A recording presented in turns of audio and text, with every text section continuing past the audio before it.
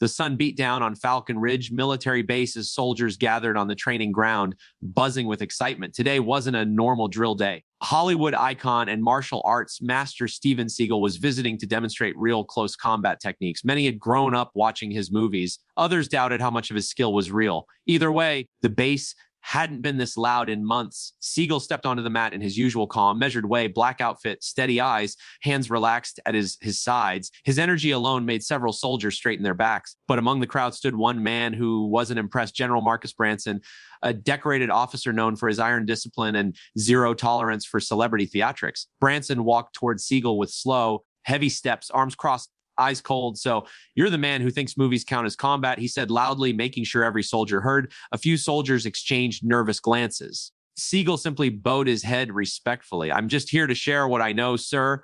Seagal replied calmly. The general scoffed. "We'll see about that." Without warning, Branson stepped forward, grabbing Seagal hard by the hair, yanking his head slightly back. Gasps tore through the formation. Several soldiers took a step forward instinctively, but Seagal raised a hand gently, signaling them to stay where they were. He didn't flinch. He didn't react. He didn't even blink. Branson tightened his grip, trying to intimidate him in front of the entire base. "What's the matter? No stunt double to save you now." The soldiers watched in stunned silence. Some recorded, some held their breath. No one could believe what they were seeing, a general disrespecting a guest, and that guest being Steven Seagal of all people. But Seagal's face remained unreadable. His body stayed perfectly relaxed, as if the general's hand was nothing more than a breeze brushing past him. He slowly turned his eyes toward the soldiers watching, then back to the general and spoke in a low, steady tone, "Sir, I suggest you let go." Something in his voice sent a chill down the entire formation. It wasn't anger. It wasn't fear. It was something far more dangerous, control.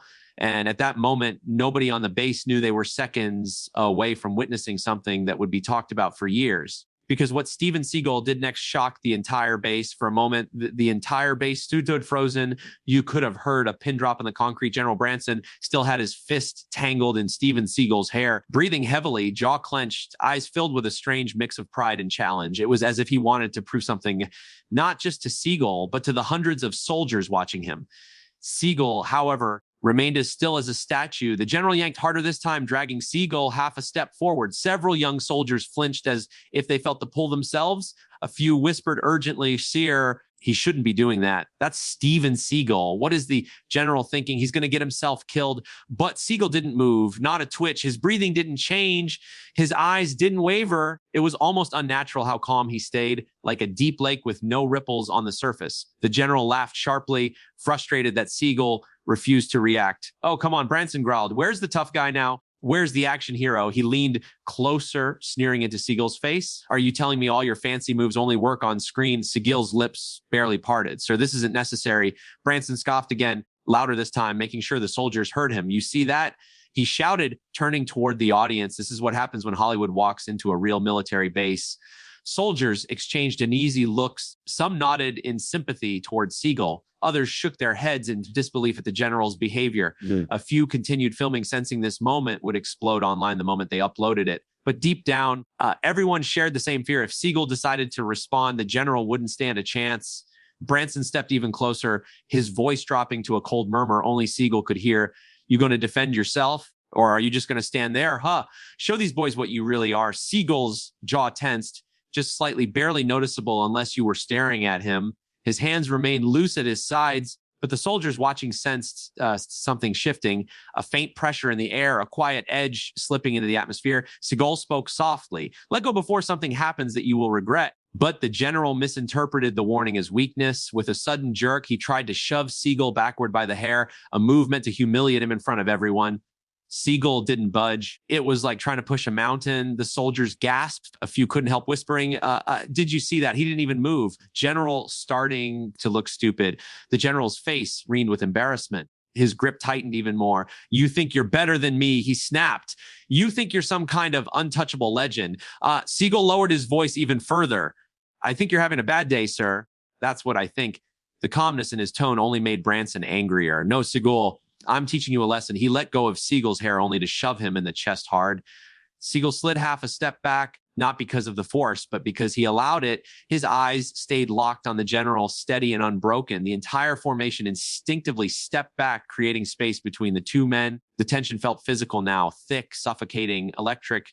A young private whispered, "He's going to snap. Siegel's going to end him."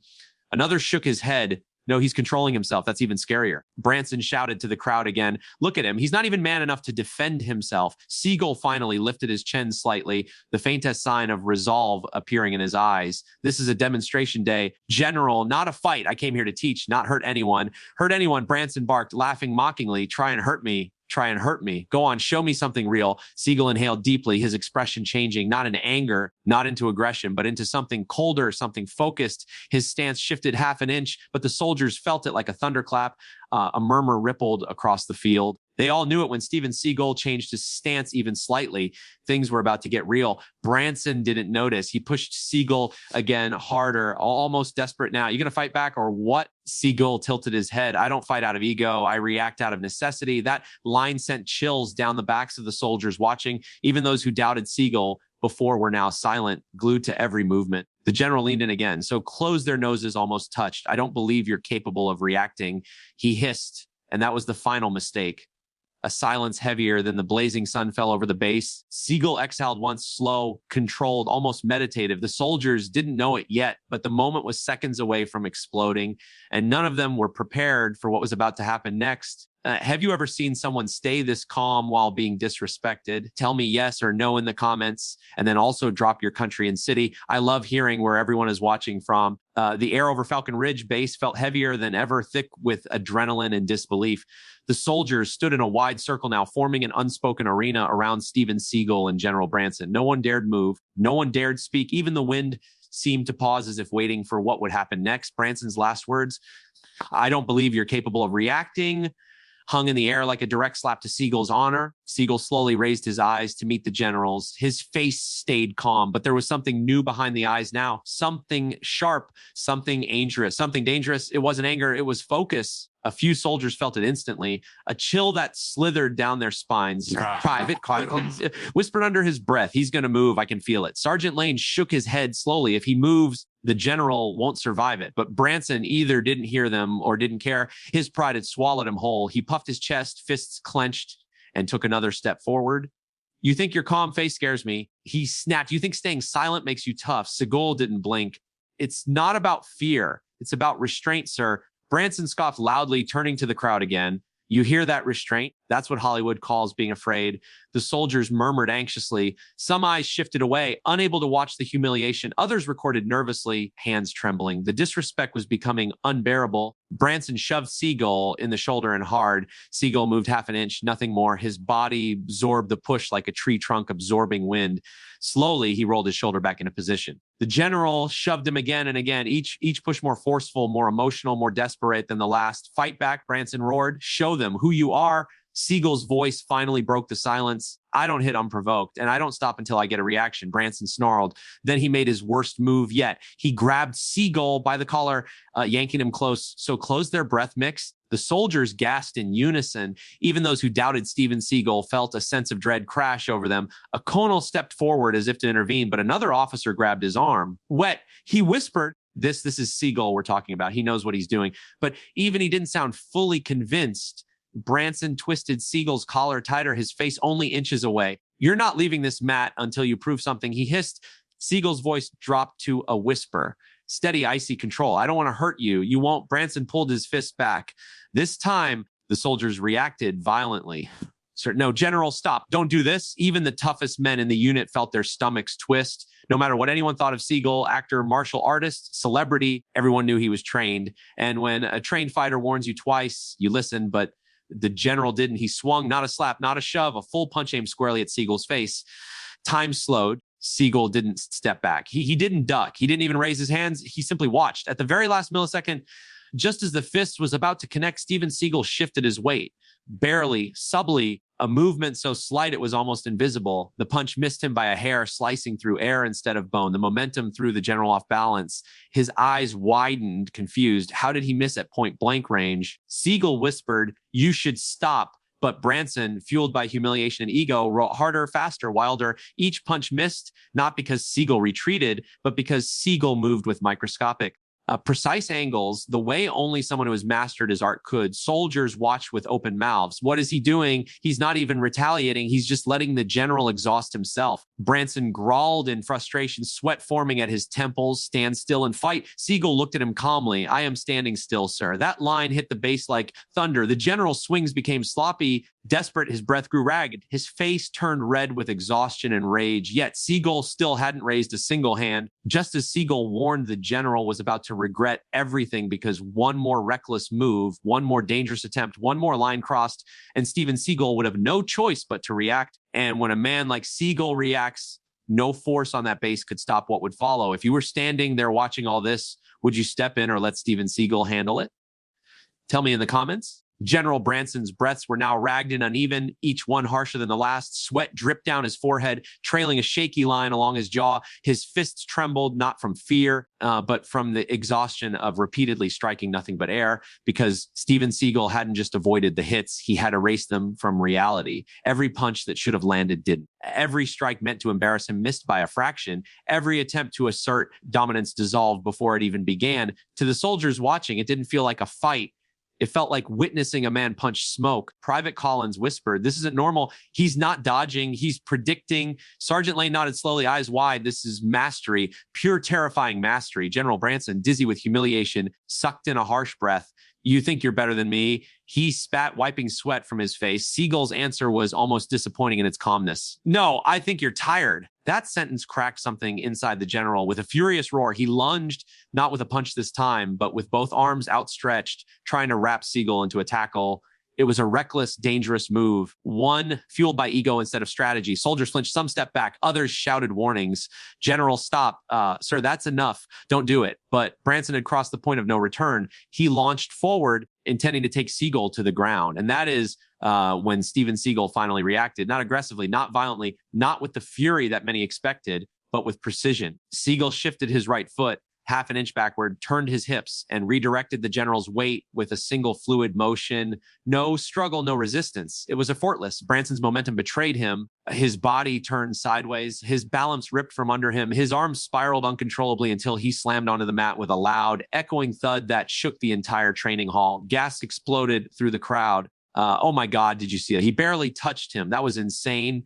But Siegel wasn't done. The general, stunned and winded, attempted to rise. Instinctively, he reached for Steven's leg in a desperate attempt to regain control. It was the kind of move a man makes when he refuses to accept defeat. Siegel stepped aside calmly, then placed one hand on the general's shoulder, not to strike, not to pin, to stop him. "Sir," Siegel said quietly, "Don't get up." But Branson, stubborn, prideful, burning with embarrassment, pushed himself up anyway, teeth gritted. "Don't you tell me what to do." He lunged again, grabbing Siegel's wrist. The moment his fingers closed around it, the fight ended. Siegel twisted his hand in a subtle surgical motion. Aikido wrist control, and the general's knees buckled instantly. A shock of pain shot up Branson's arm, forcing his other hand to the floor. He gasped. His face twisted, his body folded. Siegel applied just enough pressure to immobilize. Not injured, the general couldn't move, couldn't speak, could barely breathe. Every soldier watching went silent. Even the air stopped. This wasn't an attack. It wasn't a beatdown. It was the quiet, controlled dominance of a man who had restrained himself for far too long. Siegel leaned down slightly, his voice low enough for the general alone to hear. "I warned you twice." Branson's face flushed with pain and shame. "Let go." He choked. Siegel didn't. Not yet. His eyes hardened just for a moment. "You disrespected me. You disrespected your men. You nearly forced me to hurt you." Branson winced, unable to respond. Siegel continued, "This isn't a movie. This is real, and people don't bounce back from real." The general's eyes finally softened. His resistance melted into acceptance. Only then, when the message was understood, did Siegel release him. Branson collapsed onto the mat, clutching his wrist, gasping for air. Not broken, not injured, just humbled. The soldiers stood in stunned silence before the room erupted into whispers. He controlled him like a child. That was unreal. I've never seen the general lose, and he didn't even hit him once. Siegel stepped back, hands at his sides, breathing steady as ever. He bowed his head slightly toward the general. "Respect goes both ways, sir." The general stared up at him, shame flickering across his face. He tried to speak, but no words came out. Not yet. For the first time since the confrontation began, the base wasn't looking at the general anymore. They were looking at Steven Seagal, the calm warrior, the man who warned twice, the man who never attacked but still won. And deep down, everyone knew this wasn't the end. Something bigger was coming, something that would shake the entire base. What would you do if you were the general? Apologize or go for round two? Tell me in the comments. The room was still vibrating from what had just happened. Soldiers whispered in clusters, still trying to process how Steven Seagal had neutralized their commanding officer without throwing a single punch. Some were stunned. Some were impressed. Many were afraid, not of Seagal, but of what the general might do next. General Branson pushed himself to his feet, breathing hard, humiliated beyond measure. His uniform was wrinkled, hair disheveled, pride shattered. For a man who ruled his base with iron discipline, the fall wasn't just physical, it was personal. He brushed the dust off his sleeves, his jaw clenched so tight a vein bulged on the side of his neck. Everyone, back to your positions. He barked, but nobody moved. The soldiers weren't defying him. They were frozen. Nobody wanted to turn away from the tension building between the general and the martial arts master who had just humbled him. Seagal's feet still, hands at his sides, face calm as a monk, not gloating, not intimidating, not even triumphant, just present, watching, waiting. The general took one shaky step toward him. You made a fool out of me in front of my men, he said through gritted teeth. Seagal didn't respond. His silence was louder than any insult could have been. You think this is over, Branson growled. A low murmur rippled through the soldiers. Private Collins whispered, Sir, please don't push him again. Sergeant Lane added under his breath, the man just saved you from yourself. But the general wasn't listening to anyone, not his men, not reason, not even his own shaking hands. He pointed a finger at Seagal. I want a real demonstration, he demanded. No tricks, no dodging like some circus show. A real fight. Seagal slowly blinked, a long, patient blink like a teacher dealing with a stubborn child. Then he spoke. Sir, I am not here to fight you. That wasn't a request. The general snapped. Then you're making a mistake. Seagal replied softly. The general's chest rose and fell with anger. Show me what you really are. Seagal glanced around the room. Every soldier watched with wide burning eyes. This wasn't just a demonstration anymore. It was a dangerous moment spiraling out of control. General Seagal said, what I do is meant to protect, not inflate pride. You're already injured. Your wrist is strained. Your breathing is heavy. You need to stop. You don't tell me what I need. Branson snarled. He stepped in close enough for Seagal to smell the adrenaline pouring off him. Hit me, Branson whispered. If you're a real martial artist, hit me. Seagal frowned slightly. What you're asking me to do isn't honorable. The general's voice cracked with rage. Hit me. Seagal didn't move. The soldiers held their breath. And then Branson made the worst decision of his military career. He threw a sudden explosive punch aimed directly at Seagal's temple, a punch that if it landed could have caused real damage. The soldiers gasped. Seagal acted, not with violence, not with fury, with control. He stepped inside the punch, catching the general's forearm mid-strike. His other hand slid underneath Branson's elbow. A pivot, a twist, and the general was spun around, locked in a joint hold before he even understood what had happened. The crowd erupted in shock. How is he doing that? He's controlling him like a puppet. That's insane. He's too fast. Branson tried to yank free, but his own body refused. Every movement only deepened the pressure. Seagal leaned close to his ear. This now, he said quietly, walk away before you embarrass yourself further. But the general was too far gone. No, he growled. Finish it. Seagal hesitated. He didn't want to hurt him, but Branson shoved backward, putting his full weight into breaking free. And that's when Seagal made the only safety decision left. He dropped a center of gravity, swept the general's legs with a controlled motion, and guided him down flat on the mat with a thundering slam. This time, the room didn't gasp. It exploded. The general can't take another hit. Call medical. But Seagal immediately released him and stepped back with his palms open. No more, he said firmly. The general rolled onto his back, wheezing, defeated both physically and emotionally. A heavy silence fell over the room. Seagal looked at him not with triumph, but with disappointment. You're a leader, he said softly. Your men look up to you. Lead with strength, not ego. Every soldier felt those words. Branson's eyes filled with a mixture of anger, shame, and something he hadn't felt in years, humility. But before he could respond, the hangar doors burst open, and what happened next would change the entire story. The massive steel hangar doors slammed open with a metallic crash echoing across the training hall. Every soldier snapped their head toward the entrance. 3 high-ranking officers stormed inside. Colonel Reeves, Major Hall, and Captain Diaz, faces tight, steps fast, energy electric. Behind them followed a squad of MPs. Their uniforms immaculate, their movements precise. General Branson froze on the mat, still struggling to catch his breath. His pride, his uniform, and his authority were all wrinkled, battered, and trembling. Colonel Reeves surveyed the scene with sharp hawk-like eyes. He narrowed his gaze on Branson sprawled on the floor, then at Steven Seagal, standing calm and composed, hands relaxed at his sides. General Branson, Reeves said, voice like steel snapping. What on earth is happening here? Branson stumbled to his feet, refusing help from the MPs.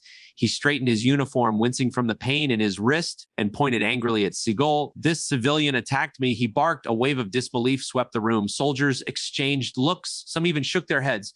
Collins muttered, "That's not what happened at all." Reeves turned to Seagal, noticing his perfectly calm breathing, his steady eyes, his unshaken posture. Then he turned back to Branson. "Attacked you." Reeves repeated slowly, "General, you looked like you went through a meat grinder alone." Branson's face burned. He assaulted me during the demonstration." The general stammered. Major Holt stepped forward. "Sir," we received multiple calls from soldiers reporting that you initiated aggression. Branson froze. Captain Diaz added, "We also have over 40 videos recorded of the incident." All of them were uploaded to the internal network within minutes. The color drained from Branson's face. Soldiers shifted nervously. They had tried to warn him. Now the truth was catching up fast. Colonel Reeves looked at the crowd. Everyone who recorded the event stepped forward. Dozens of soldiers stepped out of formation, phones in hand. Branson's jaw dropped. "You all recorded me," Sergeant Lane answered firmly. "With respect, we recorded the truth." A hush fell. The general was alone now. No rank, no authority, no intimidation could save him. Reeves turned to Seagal. "Mr. Seagal, is this accurate?" The general initiate the physical altercation. Seagal bowed his head slightly. "I came to teach," he said calmly. "Not a fight." Reeves waited. Seagal continued. "He grabbed me first. He attacked first. He insisted on escalating. I defended myself and ensured no one was harmed." Reeves studied him for a long moment, then nodded. "I believe you." Branson snapped. "You believe him over me?" Reeves answered without hesitation, "Yes, because he is calm, uninjured, and collected. And you are not." The room tensed. Branson took a shaky step forward. "You're siding with a movie star." Reeves cut him off. "Steven Seagal is not just a movie star." Every soldier in the hangar perked up. Reeves' continued, voice rising. "He is a recognized martial arts master. He has trained law enforcement, military units, special forces around the world. He holds black belts in multiple disciplines. He has served as a consultant for elite units." Branson stared stunned, and Reeves added, decided to challenge him like a barbler. The general swallowed hard. Reeves turned to Seagal. "Sir, we deeply apologize for your experience. This base invited you as an honored guest and instructor." Seagal inclined his head, accepting the apology with grace. Branson, however, was collapsing inward. His eyes darted around, searching for loyalty among the soldiers who once feared him, but they looked away. Respect is fragile, and he had shattered his MP's approach quietly. General Branson Reeves said, "You're being relieved of command pending investigation for misconduct, abuse of authority, and endangering personnel." The room erupted, not loudly, but with whispers of disbelief. Branson's face twisted. "You can't do this. I'm the general. This is my base." Reeves stepped aside. "No, this base belongs to the United States Armed Forces, and today you failed them." Two MPs gently took hold of Branson's arms. For the first time in his career, Branson looked small, powerless. He turned to Seagal. "This is your fault," he hissed. Seagal looked at him with calm pity. "No, General, this was your choice." Branson was escorted out, slowly, shame trailing behind him like a shadow. The hangar was silent. Then Colonel Reeves faced the soldiers. "Let this be a lesson," he said. "Strength isn't measured by rank or fists. It is measured by discipline, respect, and humility." He turned towards Seagal. "Or, sir, if you are willing, the base would still like you to continue the demonstration." The entire hall waited for Seagal's answer. He looked around at the soldiers, the ones who stood up for truth, the ones who witnessed the fall of arrogance, the ones who now looked at him with pure admiration. Seagal smiled faintly. "Of course," he said. "Let's begin." The hangar erupted into applause, cheers, and relief, but none louder. Then the silence left behind by a fallen general. The footage from Falcon Ridge military base spread like wildfire. Within hours, every social media platform was buzzing with videos and clips of Steven Seagal calmly disarming, redirecting, and ultimately humbling General Branson. Soldiers' reactions, whispers of awe, and Seagal's quiet dominance became the talk of the internet. "Did you see this? A soldier in a distant state messaged his friend. No way. The general got taken down by Steven Seagal. I can't believe he didn't even fight back aggressively." That was insane. News outlets caught wind of the event almost immediately. Headlines screamed, "Martial arts legend humiliates general in stunning base demonstration." Steven Seagal shows how discipline beats ego. Hollywood star silences military base with calm power. The video went viral globally, racking up millions of views in hours. Memes popped up overnight. gifts of the precise wrist twist. The controlled throw and the general's shocked face circulated endlessly. Comments poured in from viewers in New York, London, Manila, Sydney, Lagos. People from every corner of the world were drawn to the story. Everyone was talking about restraint, respect, and the power of staying calm under pressure.